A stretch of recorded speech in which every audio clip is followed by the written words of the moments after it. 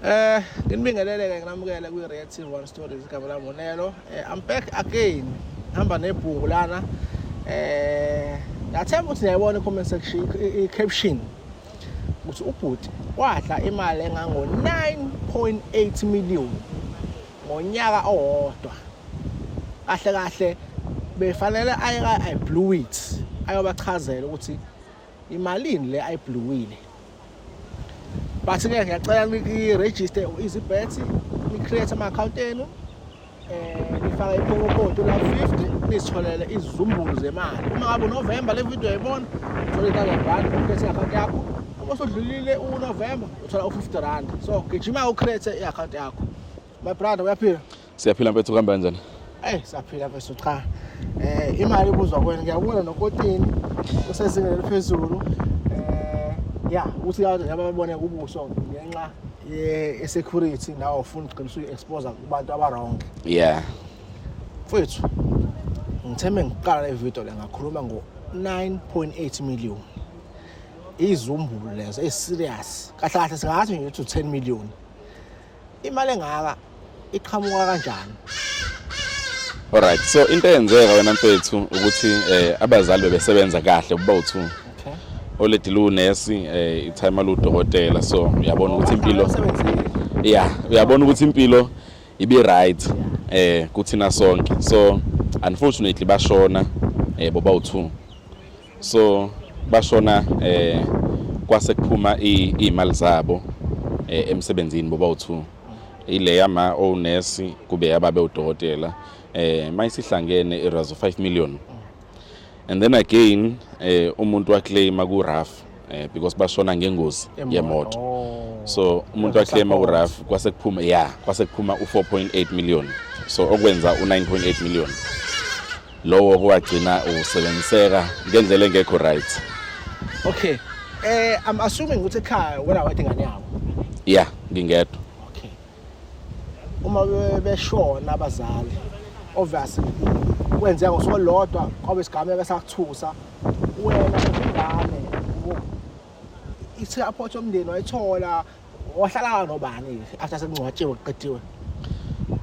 Njengoba ngisho ukuthi mina ngingedwa ekhaya ifamily khona leyo engesi immediate family abangekho eduze ngaleyo ndlela but bakhona babe khona nje during leyo period yokushonelwa nani nokuzila but indlela zibe seziyahlukana ke.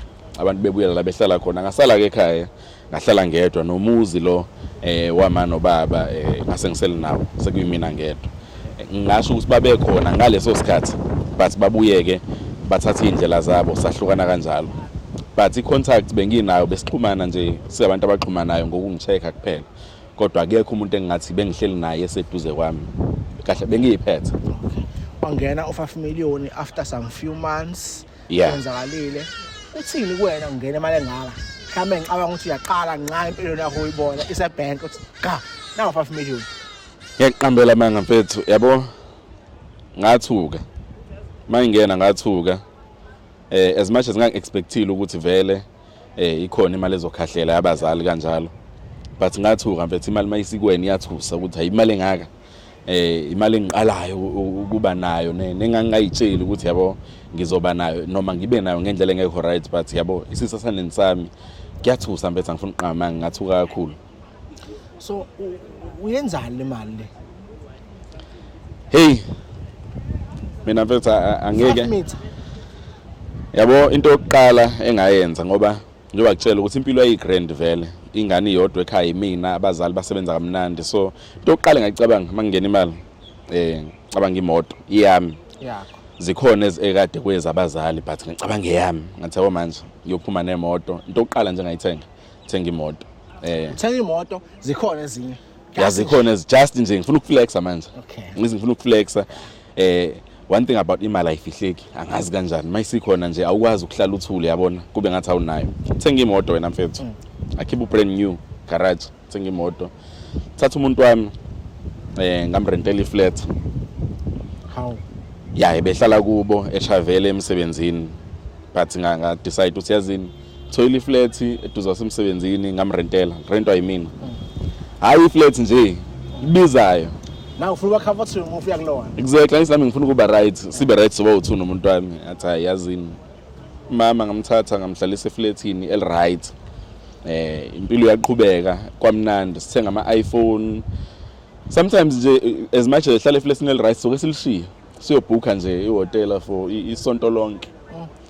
Masithanda kube u2 weeks yabona siya cruiser siya flexa kumnandi kwahamba isikhathi ngathi akawuyeke umsebenzi spend isikhathi nje ndawonye isicruiser sidlala imali mind you ayikho kenye into efaka imali siyayidla nje kuphela kwahamba isikhathi kwangena nale from uRaf nayo futhi edda kule esakhona yabona ukuthi zonke lezi zinto lezi imali zingena espacini sonyaka ziyalandelana so ngayibona nje impilo ukuthi ayilula emva kwa imoto lengangithengile ngayishintsha ngithenga enye hayi ukuthi inenkinga no ayinankinga izohlala nje just yeah shuthi imoto sezu4 njengamanje ngoba bekukhona ezu2 kade zishiya abazali but bese sekubandala ezabo yeah mina senginezu2 impilo iyaqhubeka kumnandi abangani bami ke iphathi besiyithrowa njengabe indaba zalutho nakhona uma ngifuna ukuthrow iphathi angese siyithrowe la endlini ngesiye flatini la mama cha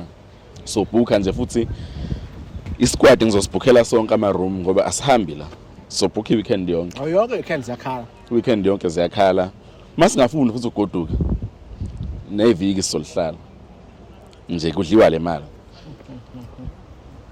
imema ulithengele imoto lapho no hayi angizange ngimthengele imoto but bengenza sure ukuthi yonke into ayifunayo uyayithola makuyimali ayifunayo bengalibele ngithi hayi ngizobona kuphela kwenyanga ngithi yabona ukuthi imali ikhona methi awu 10000 konke engifuna ukuyenza ngizomnikeza kune emergency kubo uzongifonela ngizomnikeza futhi yabo ilezo imali engangiyibuka zincane ngaleso sikhathi kanti ngiyalimaleka urealize nini ke sekuhamba imali engakanani uthi wazi imali yehla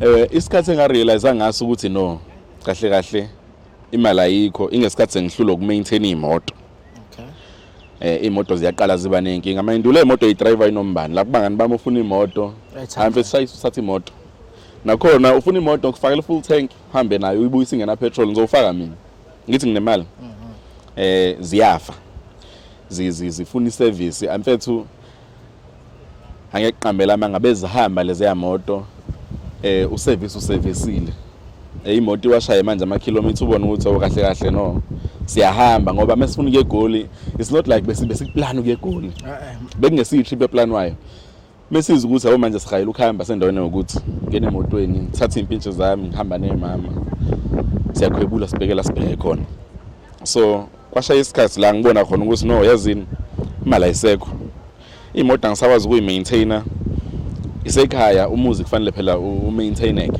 umuzi wabazali and bashiya imali so kufanele kube right ngaleso sikhathi ke ihlobo zonke vele ngase ngihlehlisile angisakhulumi namuntu angisaxhumana namuntu nginalento ukuthi hayi bafuna imali yabazali laba so angibadinge eduze kwami mina ngizoba right ngedwa so baphuma kumina akekho nje umuntu esanginakile ngaleso sikhathi ngabona ukuthi no hayi impilo engathi ithatha i-sharp curve manje umuzi mfethu yabona ukuthi akusekho right endlini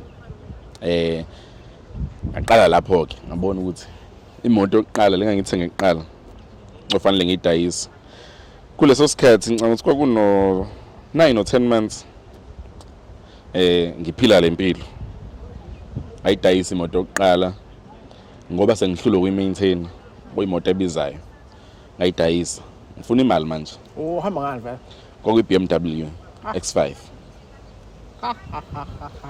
yeah I'm sure ibali X5 competition obvious kuma kuphela angithi ke phela ngifuna ukugcwalisela nala ikasi ukuthi ngi-right imoto ka 3.3 million yeah ngifuna ukugcwalisela ukuthi ngi-right iyo into engimosha kakhulu leyo mfethu angifuna uqama and ngayidayisa ingasena value yashayisa le moto siphuza ngayo yashayisa siyayikhanda ya inkinga nje ziningi imileage ke mehla kakhulu zayimoto nemali ehla kakhulu nemali ehla kakhulu so ngayidayisa vele ngeke isanginika imali sekushubile nje kakhulu adayisa yona kwaphoqa ukuthi ngitshele imama manje ukuthi hayi lalela leli flat asisal afford manje cancel yeah asilikhansele of which nakhona i-relationship ithatha sharp curve manje, financial situation mina kuyabheda. So imama la decide ukuthi no, hayi ngeke sakwazi ukuqhubeka nale relationship ngoba ngile-introduce kwizinto esengihluleka manje ukuyi-maintain because imali phela besiyidla ingekho engenayo. So naye wahamba kwaphoqa ukuthi ngisale manje ngibe yimina. Yes, amajita ayisakhona ngaleso sikhathi but hayi wonke. Yazi amajita mfethu makade unemali ungasenayo imali ashayi khona mfethu. Abanye mfethu babeze ngayo. Abona mfethu angazi kwenzakala, abantu babe busy. Umuntu uthi uyamfonela ngaleso sikhathi ngesikhathi umdinga wena umuntu. Uthi uyamfonela hayi akekho ubusy. Yabo nje kube nenkinga eziningi. So kwangishubela ngenyanga yesi9 no10 zaqala izinto bethu zashintsha nje izinto kwashuba kakhulu. Ekhaya la uhleli khona ama-rates wakhokhela nje ubhizi kanje. For the first 2 months ngawakhokha. Okay.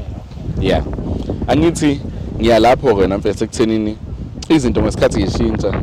Ngisho umuzi lo wasekhaya washiwa abazali ngigcine ngingasenawo because umuzi beko bond kwayiwona. So bewungakaqeda ukukhokhelwa ama-rates lana ama-levy everything bengingasakhokhi. So nawo umuzi wagcina udliwa. Ngaleso sikhathi imadlana encane isakhona nami ngifuna umqasho ngahlala lapha isikhashana, but uyabona zonke lezi zinto engizenzayo zikhipha imali. Imama ngapha lihlele efletini ngingakolikhipha efletini, lihlele efletini mina manje sengithola umqasho engihlala kuona. Impilo nje mfethu ingasahambi kahle, sekubhedwa wangempela. Vele mama ngisho walikhipha efletini bazofuna imali yonyaka wonke. Exactly. Naye into wasahina. Lease agreement funeka imali yalesi sikhathi ingasasihleli ke efletini. Ngisho ngamkhipha kuyayifanela. But inkinga yami kwasekuwukuthi ukuhlala khona lapho kwakheke kufanele ngi-maintain. Unabangani bayafika la endlini yakhe bafuna ukuphuza, bafuna ukudla kamnandi, imali kufanele iphume kumina. Khona lento engeke ngiyibona emaklabhini bephethe izinto ama-ace of spade, amantombazane ahamba nje modern, nanishala zonke impahla lezo. Kabi. Itafula langcola. Yabo nje mfethu ama-bottle girl mengezange etafuleni lami ngangingaphatheki kahle. Noma kuthiwa angihaleli ukuyiphuza leyo nto ngaleso sikhathi. But ngangifuna ukuthi nje babone ukuthi no yazini khona mina endlini. Mongabona lapha bekwenza nawe usuke babiza. Exactly. Nje ngizoyifuna i-VSOP ngiyazi ngeke ngize ngiyiphuza ngiyihaleli namhlanje, but ngizoyifuna nje just uku-maintain i-standard no lova ukuthi yabona ukuvunywa kwakumnandi lokho. Okay. Mhlawumbe umuntu uyamanje obuka le video ufuna ukwazi ukuthi njengamanje ke ama-finance akuzero okanye asemamiliyonini amancane ingqondo sibuyile. Isithatha sakho sithini manje finance wise? Hayi mfethu ngeke ngiqambela manga. Ingqondo ayibuyi mawusanayo imali. Ayibuyi mawusanayo imali. So njengamanje ngingasho futhi hayi ukuthi ngingasho ukuthi kuyiqiniso ukuthi ayikho. Anginayo nhlobo. So ngizamile mfethu ngayitholela ispan nje naso esokuthi kuphile mina manje. But akusisi ispan sokuthi yabona ngiproud ukuthi ngiyasebenza nani because umuntu into eyiningi akayinakanga ngesikhathi kusakhona imali. Akukho business, akukho lutho, imali ayikho nje bese njengamanje ayikho nhlobo. Mina mase ngiyafisa ukwazi ukuthi into emali ihamba kanjani. Azi mina ngo-profession ngummeli yabo. Ufike umuntu ngo-March umnikeze mhlambe 1.8 million warafu. Sure. Ngo-March. Uthi ngo-August seyafonela ayikaphumi inesibili. Ekuyabheda mana owenza phela. Isiyephi imali le? Hey. Yabona le yokuqala ngiyakuqambela ngizokutshela ukuthi eyokuqala mina ngaqula iBMW engingazi ukuthi kwakade kutheni ngoba imoto zikhona. Yabo le yokuqala. And the insurance azange uyenze. Hlobo sidala. Mayishayisa iphaketheni. Okwenzakalayo kuyona kufuneka ephaketheni. Nalo mshayisile fana umlungisi. Funa ngikhokhe ngikhande yami ngiphinde ngikhokhe yalo engimshayisile. Yabo nje mfethu le yokuqala angazi kwenzakalani kuyona but imali ephelele ezandleni. Iphelele ezandleni and awuphela u6 months kule yokuqala. Awuphela u6 months. Enye into mina eyangishaya kakhulu ilento yokwazi ukuthi vele ikhona enyezayo. So yonke yangishaya kakhulu leyo ngayitshela ukuthi hayi no yazini le ngizoyihliphizisa ngihliphizise bese kuthi kulezayo ngibe right. Kanti angiboni ukuthi kule yokuqala ngikhanda ama expenses azophinda athathe kulezayo bese iphela kanjalo. yani khona nale futhi abantu abenza athi umuntu mengabe ethenga umuzi noma ethenga iproperty uma whatever property uma eshona isala ibe isikweletu for ingane zakhe le nanxa uthi nakini bayenzile umuzi wasala kufanele manje kuwe ukhokhelwe noma kwanda phama estate exactly fanele umuzi moshona ukhokheleke at the same time ube paid up nemoto ngokunjalo abantu angazi into abayilungu singana but ke mhlawumbe ngelilanga kuba itopic yakhona yeah no impilo iqala phansi manje impilo iqala phansi mfethu and akukho mnandi akulula neze impilo iqala phansi from scratch umuza usekho imoto akusekho lutho ngoba nazo ezinye ngicine sengiyidayisa leze bekweza abazali nazo ngicine sengiyidayisa asikube eceleni ukuthi umphakathi manje uyakhomba ukuthi loya wadle imali zakhe basho njalo kunje abanye bagcina sebethi mhlawumbe bethwele abazali bakhe bahamba nazo izinto yeah wena psychologically ufila kanjani msubona ukuthi ngangaphatha u9.8 million manje sengiphila month to month salary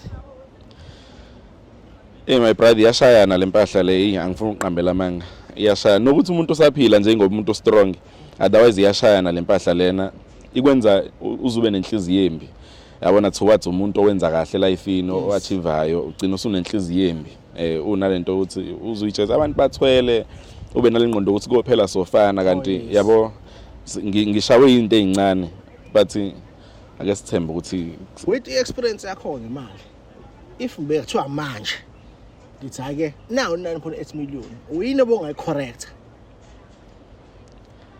kuningi mfethu kuningi mengase kuthiwa nje mhlambe ngiqala phansi noma ngithi na u9.8 million sathathi bophupha imali sazophuma le mali mfethu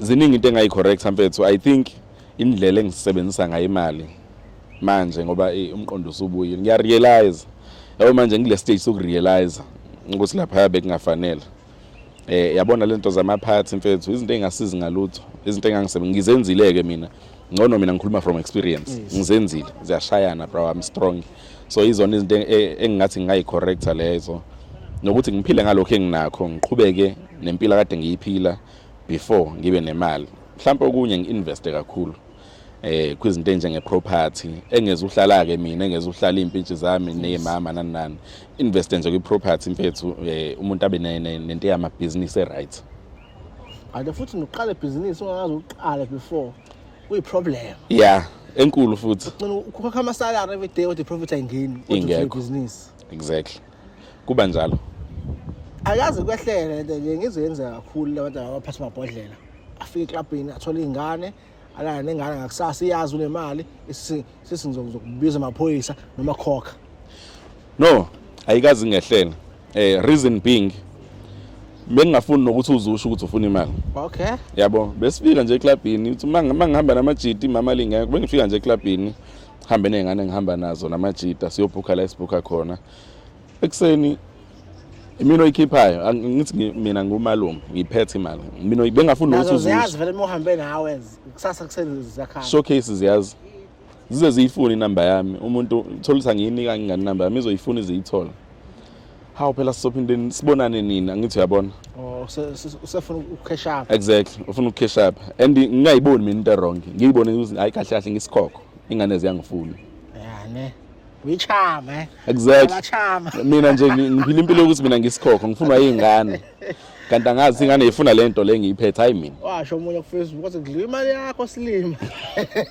bekabhlungu mfethu kabhlungu mfethu mina engithandayo abanye abantu enze kuwena bayibulala yabo wena usakhona uacceptile impilo waqala phansi wafuna umsipani omunye uba namahloni usaqala phansi agcina sihambe abe iphara eminyango ngoba khona character mina ngange-rich mina ngangaphatha imali ngami kodwa manje ngihlala la angisakwazi ukubuyela emuva kona akukho lula mfethu angifuna uqambela amanga akukho lula uqala phansi from scratch uqale ku0 akukho lula mina ngiyaunderstand into enze ukuthi omunye umuntu mhlawumbe azakhetha ukuthi ayibulala yabona ipressure unomndeni lo mndeni ade usudithile ungasakhulumi nawo njengami umphakathi akade ungasawazi nokuthi uyini wena uphila impilo ephezulu uphila lavish life mangabe sekungasekho konke kunzima ukubuyela phansi kulabo bantu futhi uphinde uzehlise futhi kubona. So ngiya-understanda partly lento eyenza ukuthi abanye bagcine beyibulala